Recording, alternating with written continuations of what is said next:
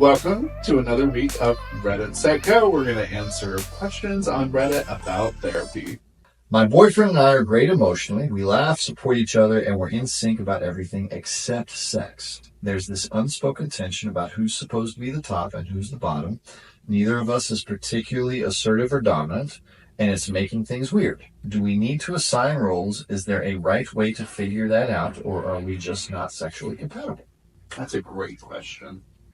Here's the easy part. Should we just talk about it and assign roles? Yes. Why wouldn't you do that? Why wouldn't you just say, hey, this isn't working. We clearly don't know which person's supposed to do what. Can we just decide that and move from there? And here's the sad part about sex education. A lot of people think that somehow takes away from the experience. People think that if you talk ahead of time about how sex is supposed to work, that somehow makes it less good, less fun, and it really is just a different way to experience it. But it doesn't, for most people, once they get used to talking about sex, doesn't make it less fun. And I don't know what's to blame for that myth. I don't know if porn's to blame for it, because you have all these unlikely scenarios where a pizza guy shows up and then suddenly sex happens. So maybe that's part of the problem. But yeah, why wouldn't you just say, hey, we are clearly not doing this right in a way that is enjoyable to us. Can we talk about how we might do this differently? To my mind, that seems like a good idea. Yeah, you would want to have, because it sounds like there's a great relationship going on. That sounds healthy. And you would want more conversation on what to do. Yes, it's maybe not spontaneous, but talking about it's going to be really helpful. And also, do either of the partners have a really strong preference? Which it sounds like they don't. It sounds like they don't. But if somebody has a really strong preference where they're I will not be the bottom, that is not pleasurable for me, I absolutely hate it, that would change things. Because if both people are well, I really do not want that, okay, well, then you really have to evaluate and discuss, how important is penetration for us? Because sexual activity is so much more than just penetration.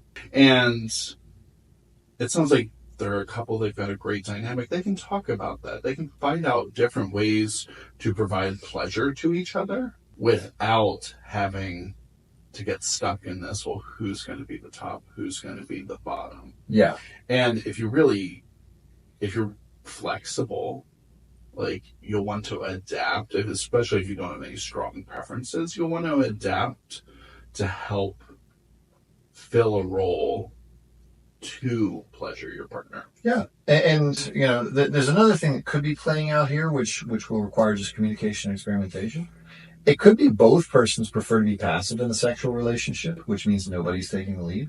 But that can often be solved by just let's communicate about who takes the lead, how and when, and let's just try some things.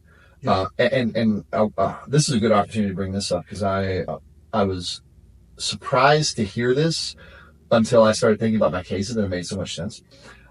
Even in your best, most healthy relationships, you should expect sex to be mediocre or bad 20 to 25% of the time, at minimum.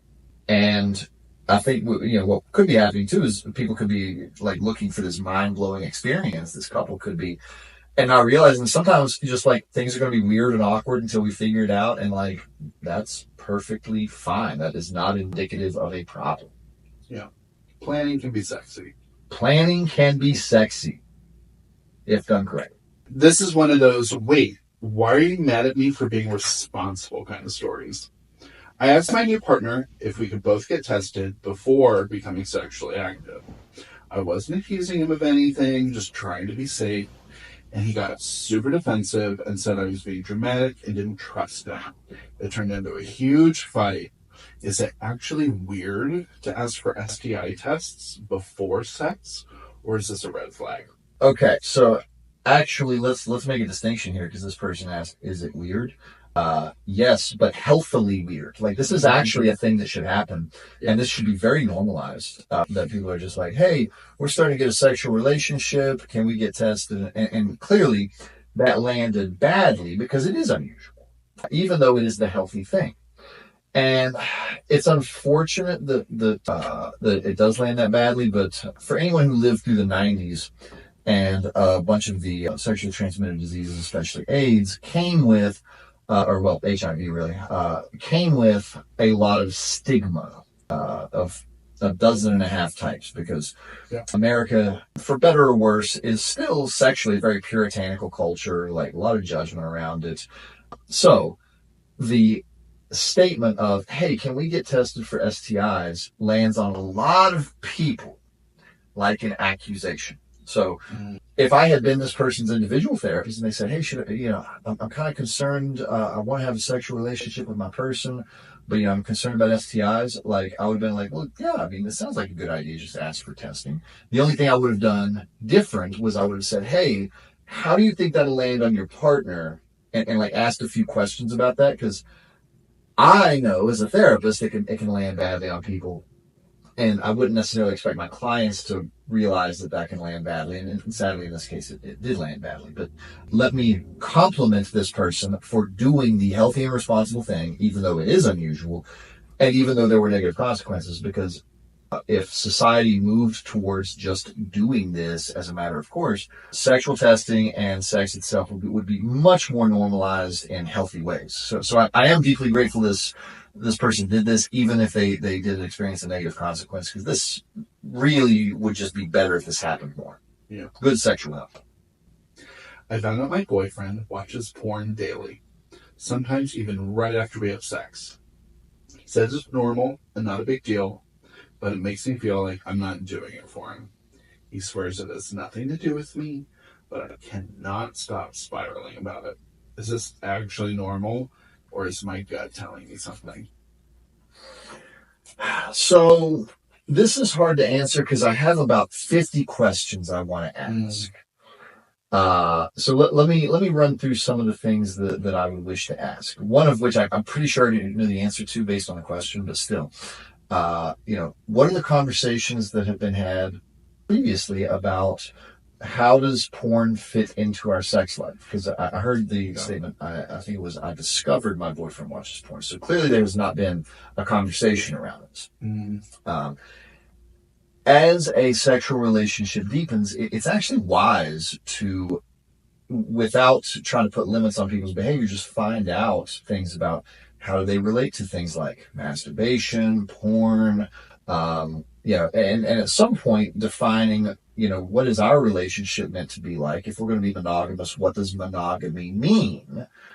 Because one of the things I would be curious about asking this person is, if they're a monogamous couple, does, like, for this person's mind, does porn somehow violate the monogamy agreement?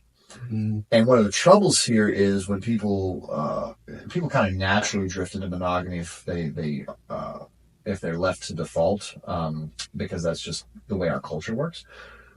But sadly, they don't talk about what is the monogamy agreement. Am I allowed to talk to other people? Are we allowed to watch porn? Like, what is that? So that's there. I have a lot of questions around that. I have a lot of questions about, like, okay, what happens inside you when you find out your boyfriend watches porn?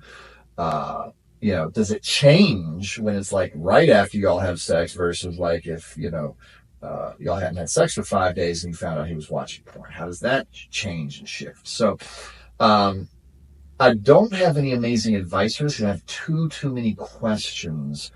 The only thing that I think is pretty clear, like, this person feels threatened by the fact their partner's watching porn. It's a very common feeling.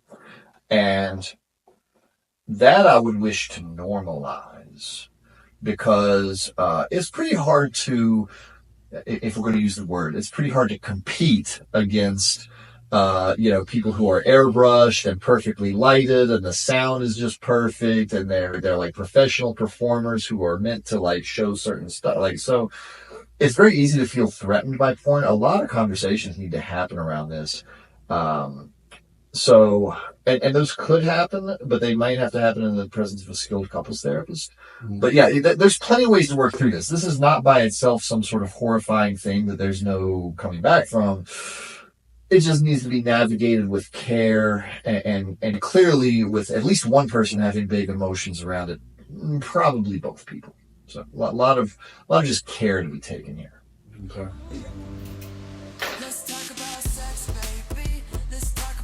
Particularly. Quick, find the bottom. I guess we just have the top here. Do not want that.